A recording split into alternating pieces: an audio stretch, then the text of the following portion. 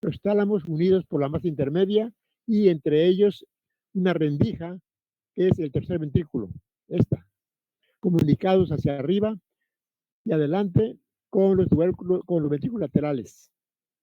Septum lucidum, cuerpo calloso, fisura interhemisférica. Al lado de los tálamos, paso de la vía descendentes motoras en la cápsula interna, por fuera de los tálamos ópticos.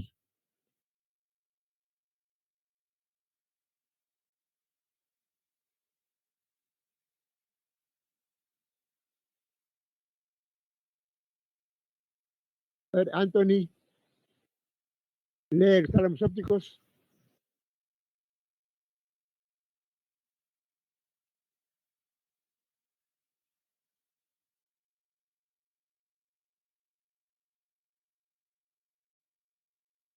Claudio Panes, lee los tálamos ópticos. Tálamos ópticos. Todos los estímulos sensoriales que llegan al cerebro, con excepción del olfato, pasan primero por los tálamos, en los cuales se encuentran aproximadamente unos 80 núcleos neuronales agrupados en territorios. Presenta en su interior una lámina de sustancia blanca, medular interna, que tiene forma de Y, la cual divide a los tálamos en los territorios anterior, medial, ventral y en la parte posterior el pulvinar. La Y anterior, los núcleos anteriores, los núcleos supraópticos, los núcleos dorsales y los núcleos ventrales. Y la parte posterior, el pulvinar, que es donde hacen relevo principalmente las vías sensitivas. Los núcleos ventrolateral del tálamo se encuentran aquí justamente en la porción ventral y lateral, en la región del pulvinar, en la región posterior.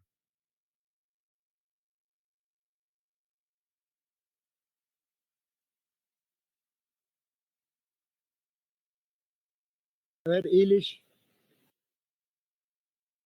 lee el hipotálamo.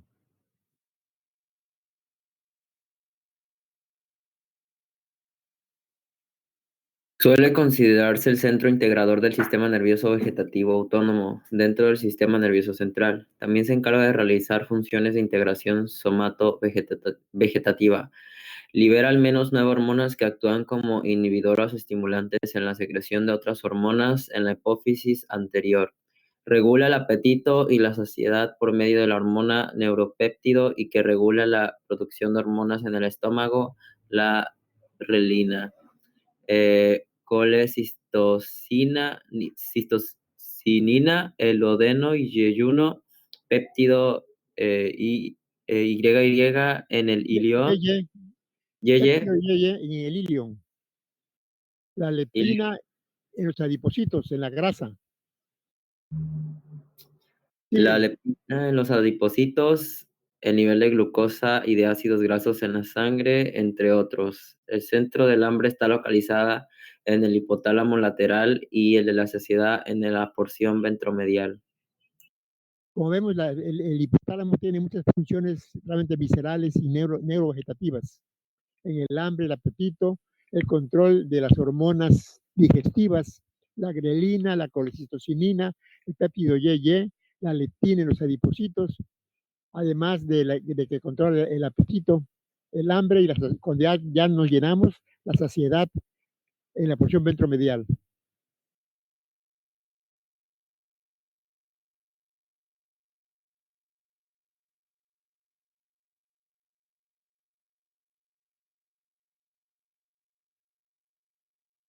A ver, Isis, lee los cuerpos mamilares.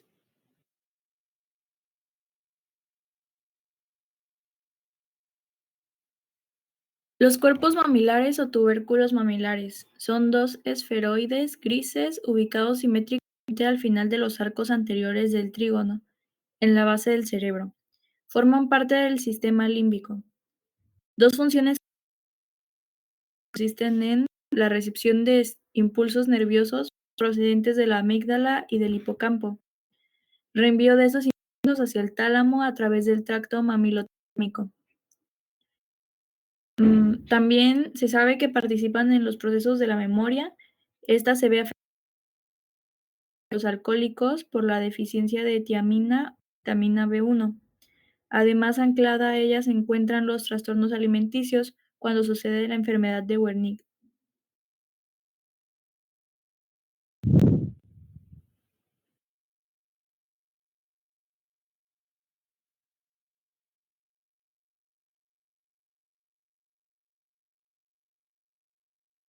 Aquí están los cuerpos mamilares. Por detrás del hipotálamo, este es el tuber cinereum, la hipófisis, con sus dos partes, la parte anterior, la adenohipófisis, la parte intermedia y la parte posterior, neurohipófisis. A través del tuber cinereum se comunican con el hipotálamo mediante del hipotálamo a la adenohipófisis con un sistema venoso que se llama sistema porta-hipofisiario, y a través del hipotálamo a la neurohipófisis vía axonal. Los cuerpos de las neuronas se encuentran en el hipotálamo y los axones bajan hasta la neurohipófisis para ponerse en contacto con los axones de la neurohipófisis. Ahí es donde se produce entre el hipotálamo y la neurohipófisis dos hormonas muy importantes. Una, la hormona antidiurética, que sirve para regular la reabsorción en el riñón, porque la filtración de sangre en el riñón colecta 180 litros de agua 24 horas. Esa agua se tiene que reabsorber mediante la acción de la hormona antidiurética. Se reabsorben 179 litros y nada más se orina 1 litro en 24 horas. Cuando la hormona antidiurética falla, cuando es deficiente, la micción puede aumentar a 10 o 15 litros diarios. Entonces el enfermo tiene que estar tome y tome agua porque si no se deshidrataría en un momentito. Es una deficiencia que se llama diabetes insípida. Bien, el cuerpo mamilar, una relación íntima con el sistema límbico y con los tálamos ópticos, en relación con emociones, en relación con la memoria. La deficiencia de vitamina B1 es importante para el buen funcionamiento de la glándula mamilar. La deficiencia produce la enfermedad de Wernicke, es un trastorno por deficiencia de vitamina B1 propicia en los alcohólicos. Son de la cirrosis nutricionales, es uno de los efectos, la alteración de los cuerpos mamilares. Aquí tenemos la hipófisis, vemos el sistema venoso porta hipofisiario que comunica al hipotálamo con la adenohipófisis. Y los axones, aquí están los cuerpos neuronales, y están los axones que bajan hacia la parte posterior, hacia la región de la neurohipófisis. La parte intermedia es muy importante porque es la productora de una hormona, la melanotropina, que es la que le da coloración y pigmentación a la piel según la raza. La raza blanca tiene poca acción, es rubia, la raza morena tiene más acción y la raza negra tiene una gran acción con un gran acúmulo de melanina en sus células.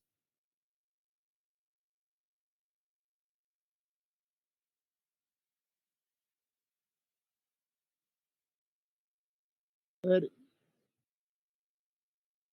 Real Mireya, lee la glándula pineal, el tercer ojo.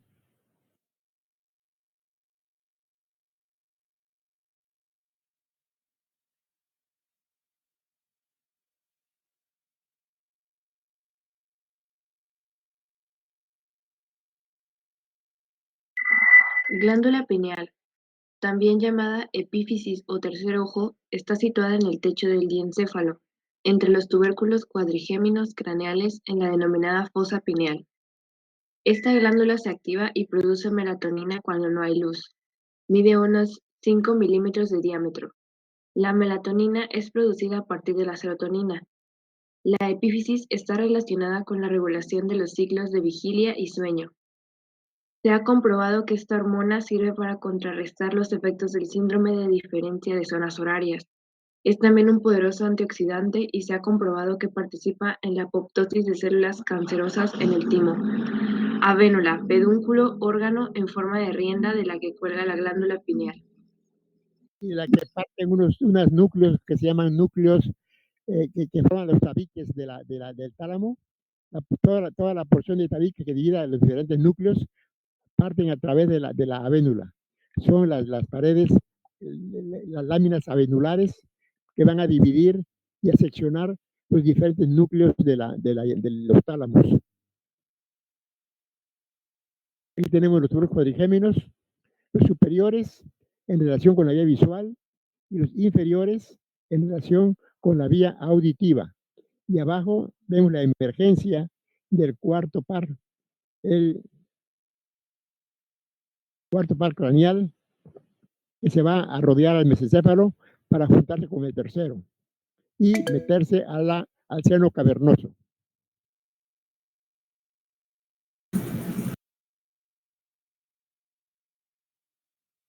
Jimena, lee el subtálamo, formado por el campo de Forel, el núcleo interpeduncular de Lewis, la zona inserta. Lee el subtálamo.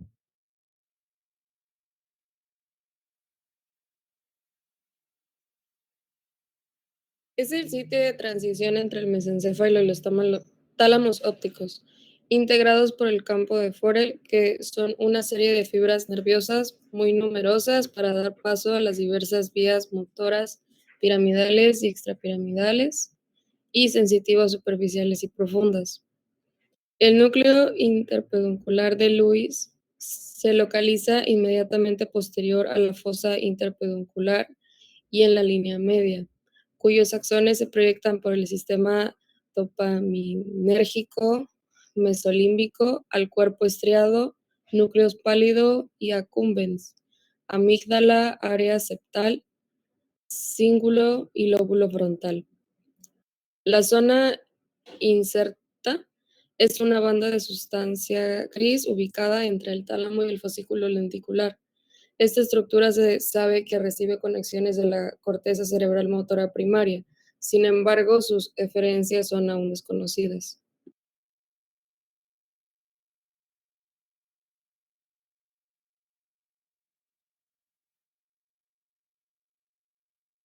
José Felipe. José Jerónimo, lee el metatálamo. El metatálamo formado por los cuerpos geniculados externo e interno. El externo en relación con el tuberculo cuadrigémino anterior y el interno en relación con el tuberculo cuadrigémino inferior. Recuerden la nomenclatura AEPI, anterior con externo, posterior con interno. A ver, lee el metatálamo. Metatálamo. Está formado por los cuerpos geniculados externos e internos. Los geniculados externos son sitios del relevo de la vía visual que reciben a las cintillas ópticas y de ahí parten los fascículos geniculocalcarinos.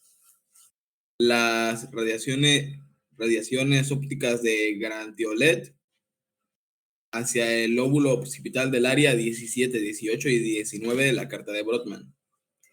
Además, parten fibras por los brazos conjuntivales hacia los tubérculos cuadrigéminos anteriores para conectar la vía visual con los núcleos de Cajal y de Drake-Witch.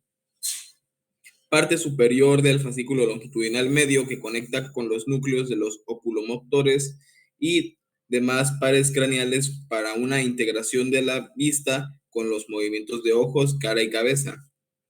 Los cuerpos geniculados internos son sitio de relevo para la vía auditiva, conectando mediante los brazos conjuntivales con los tubérculos cuadrigéminos posteriores y conexiones eferentes hacia el área auditiva y de Wernicke del lóbulo temporal a EPI. EPI es anterior con externo, cuerpo geniculado anterior con tuberculo cuadrigémino anterior con el cuerpo geniculado externo, cuerpo geniculado posterior con el cuerpo geniculado interno. Aquí tenemos el metatálamo, aquí tenemos los tubérculos cuadrigéminos, los anteriores o superiores en relación con la vía visual y los inferiores en relación con la vía auditiva, que recibe los impulsos que vienen por el menisco externo de la cinta de Rayleigh, del cuerpo trapezoide y de los núcleos cocleares de la protuberancia anular. Recibe las vías y estos núcleos cocleares reciben a su vez la vía coclear que viene de la cóclea del oído medio. Bien, de aquí se conecta el tubérculo quadrigémino posterior con el cuerpo geniculado interno y el tubérculo quadrigémino superior o anterior con el cuerpo geniculado externo. Los superiores en relación con la vía visual y los inferiores en relación con la vía auditiva. Y sobre ellos descansa esta estructura del diencéfalo, que es la glándula pineal colgando de la avénula, en la parte posterior superior de los tálamos ópticos.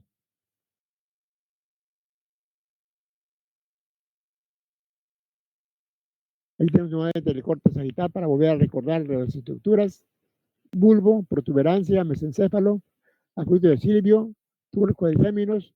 Aquí está la unión de los tubérculos quadrigéminos con los cuerpos geniculados.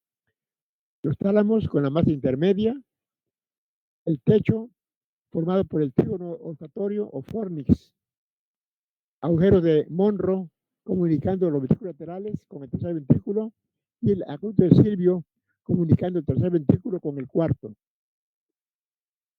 Por delante y por debajo el hipotálamo conectado con el tuber cinereum con la hipófisis, que aquí hablamos de dos colores. La anterior es la adenihipófisis de color café y de color amarillito o rosadito, la neurohipófisis. La adenihipófisis, que es glandular, y la neurohipófisis, que recibe vía axonal. Esta es una imagen, un corte coronal de resonancia magnética. Aquí vemos los ventrículos laterales, los núcleos caudados con el núcleo lenticular y globo pálido son los que forman el cuerpo llamado estriado. Son las estructuras de los ganglios basales. El núcleo caudado, globo pálido y putamen son el sistema estriado. Cuando hablan del sistema nigroestriatal, se refiere a la comunicación del locus niger con estos núcleos caudados, núcleo globoso,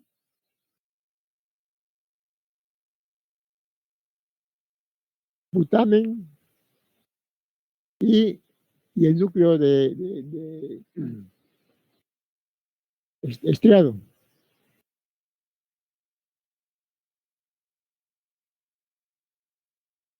Bien. Los tálamos ópticos. A ver, María Fernanda, lee los tálamos ópticos. Tálamos ópticos. El tálamo es una estructura que se encuentra situada en el centro del encéfalo, por encima del hipotálamo. Forma parte del diencéfalo, del que constituye alrededor del 80%. Está formado por varios núcleos neuronales, sustancia gris, entre los que se intercalan fibras nerviosas y sustancia blanca. Es una estructura par que mide alrededor de 3 centímetros de largo en un humano adulto. Constituye una estación intermedia para la información sensitiva que procede de la médula espinal y se dirige a la corteza cerebral. También tiene funciones motoras y se conecta con el cerebelo, vía cerebelo rubro-tálamo cortical.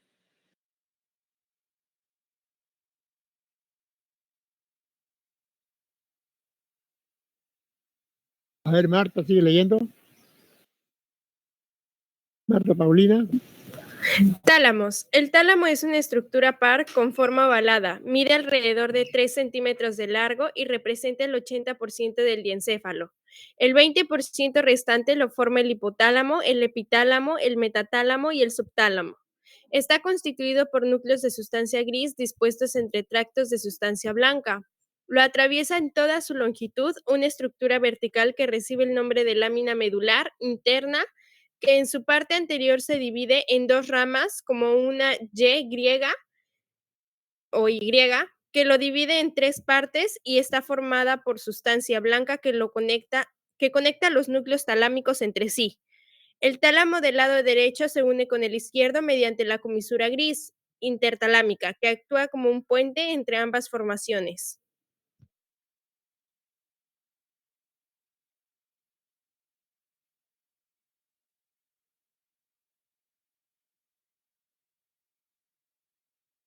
Aquí tenemos el núcleo, tenemos aquí la zona intermedia, la comisura intermedia en forma de Y, que divide al tálamo en un grupo anterior, en un grupo dorsal y un grupo ventral, y la parte posterior, que es el pulvinar. Y aquí las estrellas medulares que dependen de la avénula, el soporte de la pineal, de donde juega la pineal, por hacia adelante envía estas estrías que dividen los núcleos y que separan los núcleos entre sí. Y desde luego la separación más importante de la Y, que separa en el grupo anterior, el grupo dorsal y en el grupo ventral.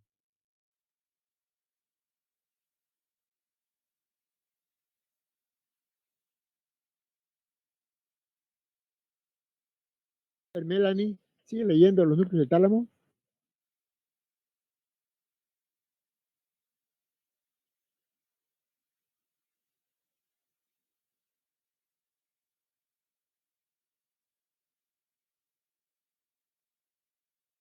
You are now unmuted. You are now muted.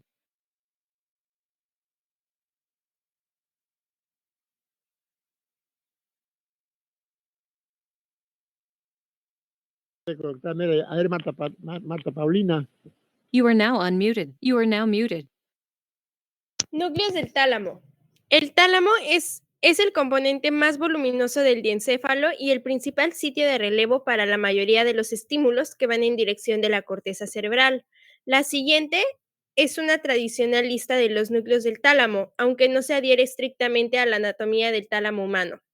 Los principales grupos neuroanatómicos del tálamo cerebral neuroanatómicos del tálamo cerebral se suelen dividir en territorios que a su vez pueden también subdividirse en núcleos que incluyen territorio anterior del tálamo.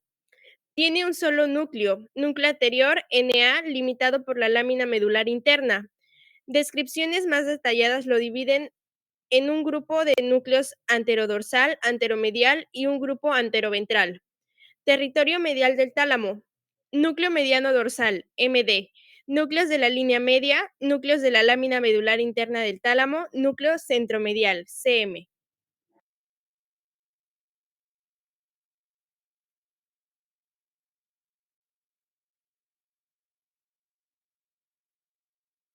A ver, Oscar, sigue leyendo los núcleos del tálamo. Núcleos del tálamo, territorio lateral del tálamo, grupos ventrales, núcleo ventral anterior, núcleo ventral lateral, núcleo ventral posterior, ventral posteromedial, ventral posterolateral, ventral intermedio, grupos dorsales, núcleo lateral dorsal, núcleo lateral posterior, territorio posterior del tálamo, incluido muchas veces en el territorio lateral del tálamo, pulvinar, cuerpos geniculados, región llamada también metatálamo, medial con un prominente núcleo medial y lateral con un prominente núcleo dorsal. Unidos con los primeros cuadrigéminos mediante los brazos conjuntivales. Aquí tenemos nuevamente la Y, y bien el grupo anterior, los grupos dorsales, los núcleos ventrales. Y acá el pulvinar, que es donde hacen principalmente relevo las vías sensitivas.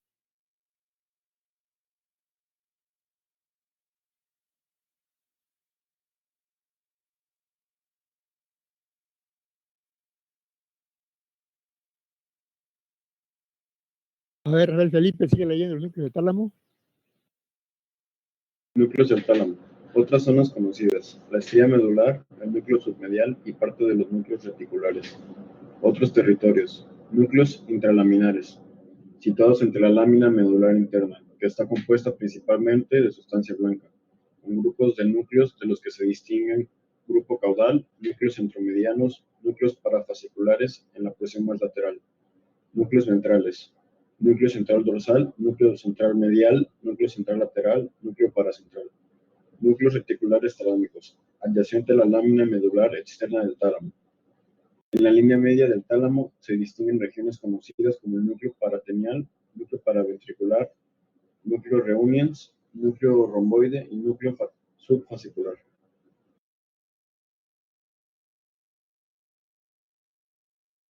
A ver las funciones del tálamo. A ver, Rodrigo, lee las funciones del tálamo.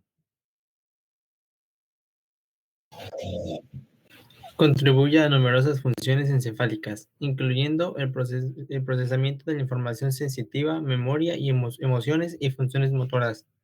Con excepción del olfato, toda la información sensorial para las estructuras del tálamo antes de alcanzar la corteza cerebral, a la que está conectada mediante el sistema talamocortical, una unidad funcional cerebral compuesta por fibras nerviosas aferentes y eferentes que conectan en el tálamo con la corteza cerebral. El tálamo transforma de algún modo la información que lo atraviesa, por lo que se considera que es además de una estación de revelo, un centro integrador del sistema nervioso central. Sí, en el tálamo, las vías sensitivas no nada más es una vía de paso, sino que hay una regulación que pueden aumentar o pueden disminuir la intensidad de los impulsos. Ahí hay sustancias neurotransmisoras que favorecen esos cambios en la transmisión de los impulsos sensitivos. El tálamo siempre se ha considerado como un regulador de la vía sensitiva.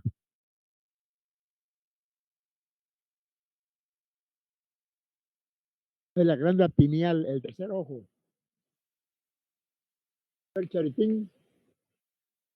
Lisette, lee la glándula pineal.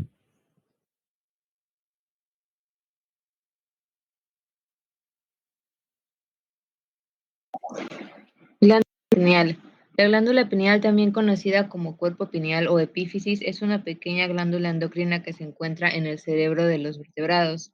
Produce melatonina, una hormona derivada de la serotonina que afecta a la modulación de los patrones del sueño, tanto a los ritmos circadianos como estacionales. Su forma se asemeja a un pequeño cono de pino, de ahí su nombre, y está ubicada en el epitálamo cerca del centro del cerebro, entre los dos hemisferios, metida en un surco donde las dos mitades del tálamo se unen y se coloca sobre los tubérculos cuadrigéminos anterosuperiores. La glándula pineal es de color gris rojizo y del tamaño aproximado en los seres humanos de un grano de arroz, 5 a 8 milímetros. Se encuentra justo en el rostro dorsal al colículo superior, detrás y por debajo de la estría medular, entre los órganos del tálamo colocados lateralmente. Es parte del epitálamo. Se encuentra ubicada en la cisterna cuadrigémina y está bañada en el líquido cefalorraquídeo.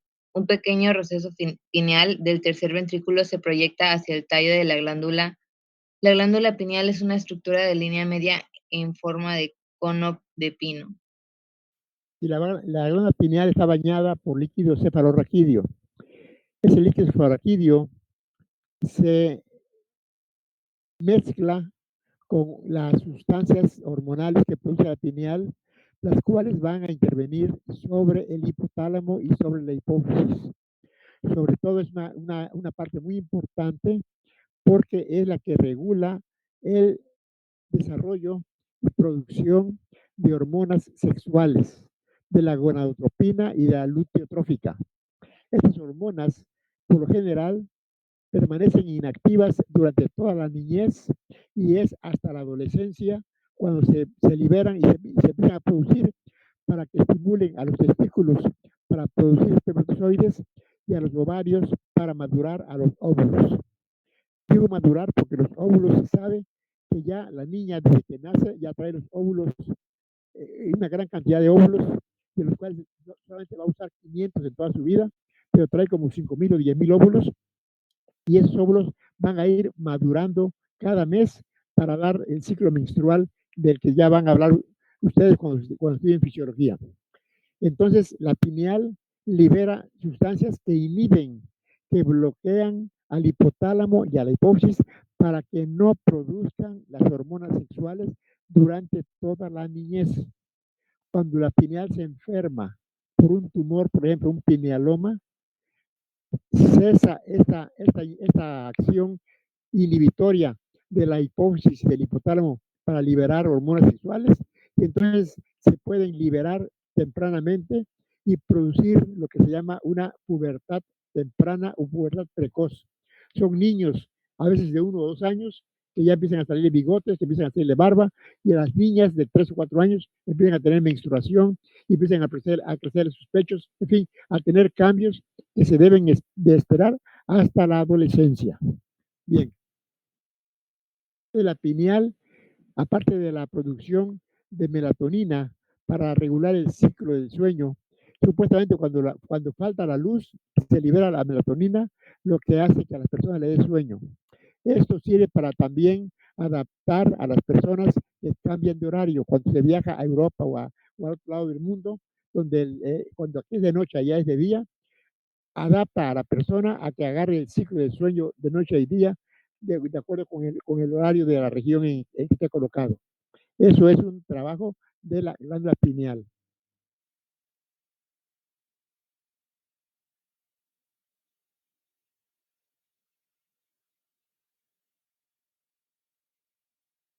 Valentín Antonio, lee las funciones de la glándula pineal.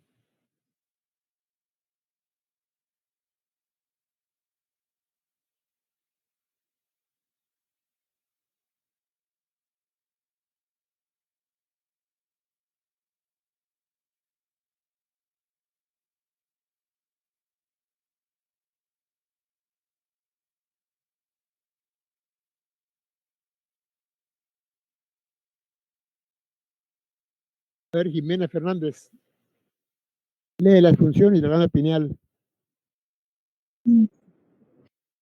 Estudios sobre roedores sugieren que la glándula pineal influye en la secreción de la hipófisis y la glándula pituitaria sobre las hormonas sexuales, tales como la hormona folículo-estimulante y la hormona luteinizante. En 1967 fue realizada una pinealectomía en roedores por Mota, Fascini y Martini.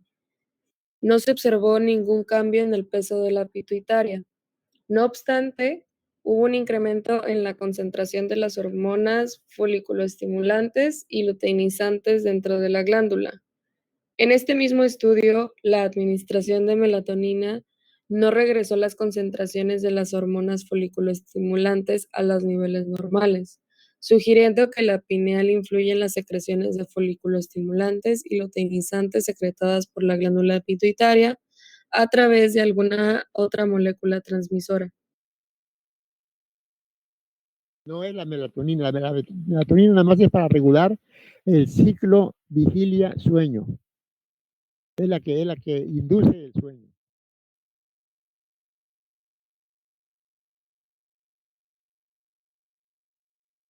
A ver, Charitín, lee el hipotálamo. Hipotálamo. En la morfogénesis, el suelo del hipotálamo forma el infundíbulo, una imaginación digitiforme y hueca a partir de la que se desarrollan dos estructuras, la neurohipófisis y la eminencia media. Esta última es una zona de contacto neurohemático que forma una interfaz funcional entre el hipotálamo y el lóbulo anterior de la hipófisis mediante el sistema portahipofisiario. Por otro lado, el hipotálamo está dividido en una porción con fibras nerviosas ricas en mielina, que incluye a los cuerpos mamilares, y otra con fibras pobres en mielina, ubicada en el área próxima a la hipófisis, especialmente competente al momento de regular las funciones vegetativas.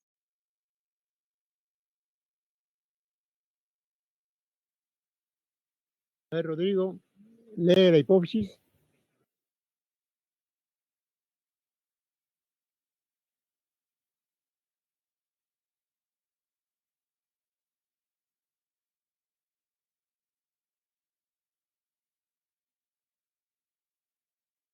A ver, Rafael Felipe, Rodrigo no se puede conectar. La hipófisis o me equivoqué de botón. La hipófisis. La hipófisis o glándula pituitaria es una glándula endocrina presente en los vertebrados que segrega las hormonas encargadas de regular la homeostasis, el crecimiento mediante la función de otras glándulas endocrinas subordinadas. Es una glándula compleja que se aloja en el espacio óseo llamado silla turca situado en la cabeza del cráneo.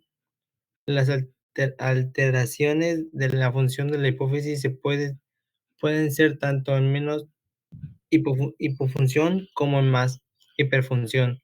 Ambas determinan los niveles sanguíneos alterados de las hormonas principales, afectando así la endocrinología de todo el organismo. Tiroides, paratiroides, suprarrenales, glándulas sexuales. Los tumores de la hipófisis suelen ser benignos y se llaman adenoma hipofisiario.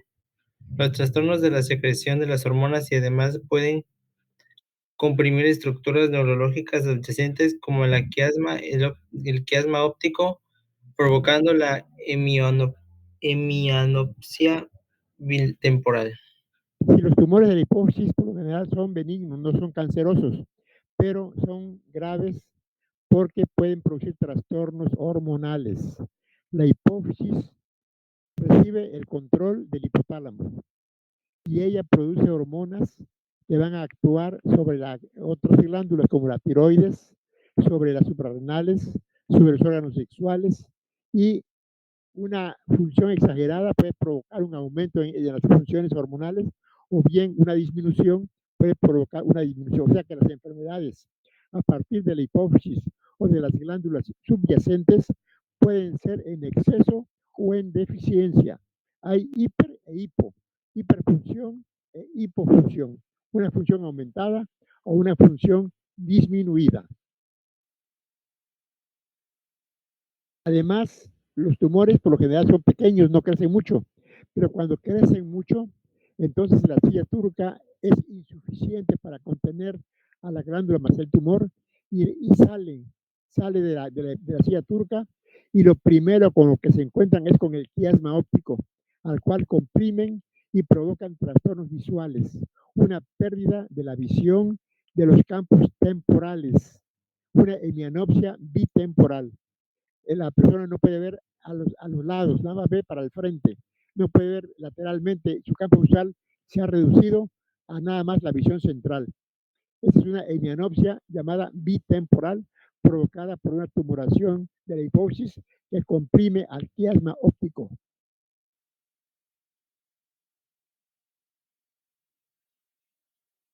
Aquí tenemos una estructura nuevamente del hipotálamo. Está el quiasma óptico, tuber cinereum, el tallo que une el hipotálamo con la hipófisis, la adenohipófisis y la neurohipófisis, y en medio la parte intermedia.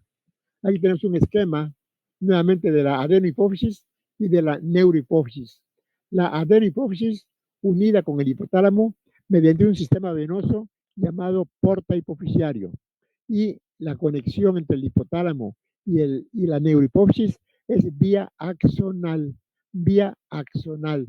o sea, a través de trayectos nerviosos que bajan del hipotálamo hacia la hipófisis posterior para ponerse en contacto con las células de la hipófisis posterior, que va a producir dos hormonas, la hormona antidiurética y la hormona oxitóxica.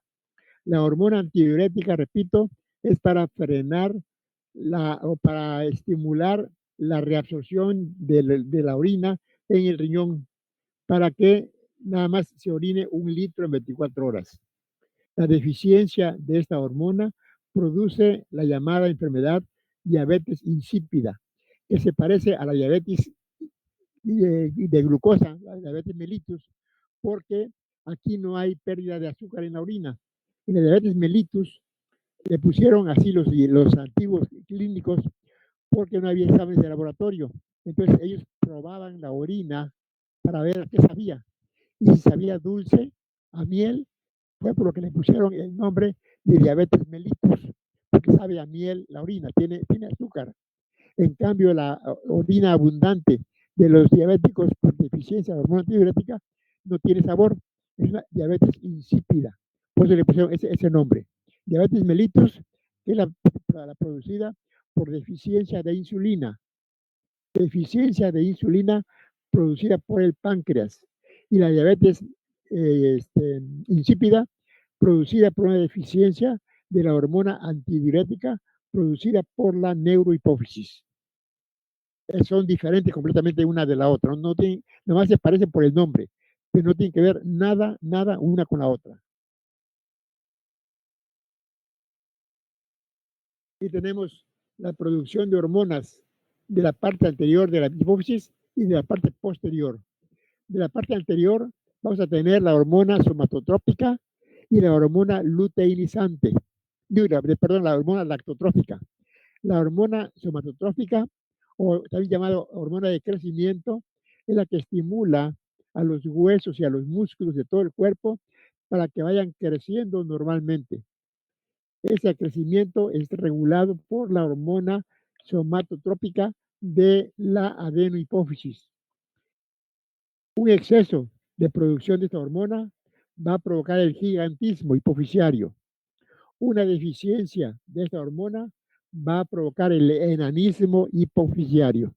Entonces, las patologías pueden ser por exceso o por falta de la hormona. La hormona antidiurética, la hormona somatotrópica, produce el gigantismo y el enanismo. Cuando la deficiencia aparece tardíamente, cuando ya el individuo ha adquirido su talla normal, cuando ya los huesos están osificados y por una razón aparece una tumoración productora de hormona somatotrópica en la hipófisis, entonces ya nada más crecen las partes distales del cuerpo, las quijadas, se hace un prognatismo, una quijada prominente, las manos, hay una acromegalia, crecen las manos, crecen los pies, pero ya no crece todo el cuerpo. Bien. La otra hormona que produce esta porción de la adenohipófisis es la hormona lactotrópica, que es la que estimula a las glándulas mamarias para producir la leche durante la lactancia. Cuando el niño nace, la hormona oxitóxica, que es una hormona que la produce la parte posterior de la hipófisis, la neurohipófisis, es la que produce las contracciones del útero para la expulsión del producto. La hormona, esta hormona del parto, la oxitóxica. Y cuando nace la criatura, es la que estimula a la glándula mamaria para empezar a producir leche. Y ya luego le deja el trabajo a la hormona lactotrópica para que siga estimulándola durante los 9, 10 o 12 meses que dure la lactancia para hacer la producción. Pero el impulso inicial lo da la hormona oxitóxica. Aparte de estimular al útero para que se contraiga, también estimula a las glándulas mamarias para empezar a producir la leche al inicio de la lactancia. Esas dos glándulas se producen en la adenohipófisis por un grupo de células específicas llamadas acidófilas. Las basófilas producen una hormona que es muy importante, que es la ACTH, la hormona adenocorticotropa, que actúa sobre las suprarrenales para producir los mineralocorticoides y los glucocorticoides. La hormona producida por las células basófilas. Otra hormona que actúa aquí, que produce la hipófisis, es la hormona estimulante del tiroides, la tirotropina, que estimula a la glándula tiroidea para producir la tiroxina y la triotironina. Un aumento en la producción de esta hormona produce la enfermedad de Grace, que provoca adelgazamiento, nerviosismo y exoftalmos. Los ojos se ven muy grandes, están casi saliéndose de las órbitas. Es una enfermedad de Grace-Basedow. La deficiencia, por el contrario, trae obesidad, trae lentitud de pensamiento, y cuando es desde nacimiento, son niños retrasados mentales. Es el cretinismo tiroideo. Cretinismo hipotiroideo. Es una deficiencia importante en el metabolismo cerebral que provoca deficiencia mental e intelectual. La acción sobre las hormonas sexuales, las gonadotrópicas y las luteotrópicas, son para estimular la producción de espermatozoides en el testículo y la maduración de los óvulos en los ovarios. En la parte posterior se produce la hormona antidiurética y la hormona oxitóxica. Y en la parte intermedia, se produce la melanotropina, que produce la producción de melanina para darle tinción a los tegumentos. La deficiencia de melatonina en el recién nacido va a provocar una falta completa de pigmentación, que son los niños llamados albinos, que son rubios, completamente rubios, con el pelo blanco y los ojos transparentes, no hay tinción en el iris, entonces se les ve lo rojo de la retina, se les ve cómo brillan. Estos niños y estas personas tienen que usar lentes oscuros porque la luz les entra intensamente. El iris no le protege para nada de la entrada de luz. Son los albinos.